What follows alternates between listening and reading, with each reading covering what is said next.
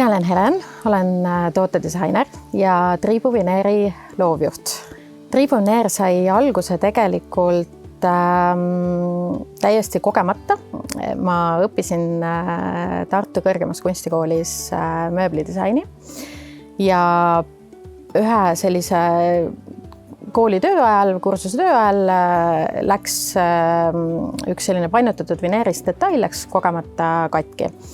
Ja siis oli väga tugev selline ajaline surve, et pidin asja valmis saama, aga seda algset materjali enam, millest ma seda vineeri painutasin, ei olnud enam alles ja siis ma sattus nii, et ma liimisin kihiti kokku erinevat värvi puidu spoonid.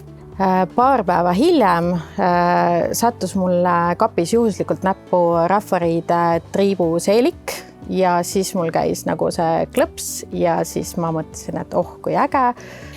Ja oma lõputööks ma siis tegingi Eesti Rahva Muuseumisse kõnepuldi lahenduse, kus oli siis kasutatud Triibu vineerist esipaneeli. 10 aastat tagasi hakkasime Hiiumaale, väikse Männamaa külla, kus ma pärit olen. Hakkasime rajama sellist puidutootmisettevõtet, mis toodab Triibu vineeri. Me alustasime väiketoodetest. Esialgu olidki kõrvarõngad, mansetinööbid, sellised väiksed ehted. Aga sealt edasi hakkasime looma juba ka kodusisustustooteid, erinevaid ärikingitusi ja nüüd oleme jõudnud ka selliste suuremate interiööri lahendusteni. Toodete disainis me püüdleme selle poole, et me kasutaks ära materjali lõpuni.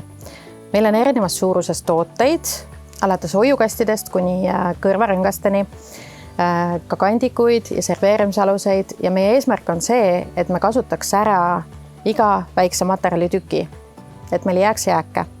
Me kasutame tootmiseks peamiselt taastuvenergiat, meil on enda päikesepark.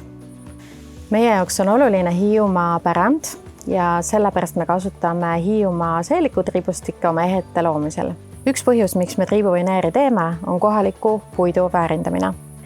Roheline märk on meie jaoks sellepärast oluline, et ta ühtib meie väärtustega, meie sooviga hoida Hiiumaa ümbritsevat loodust ja keskkonda ja hoida ka seda pärandit au sees.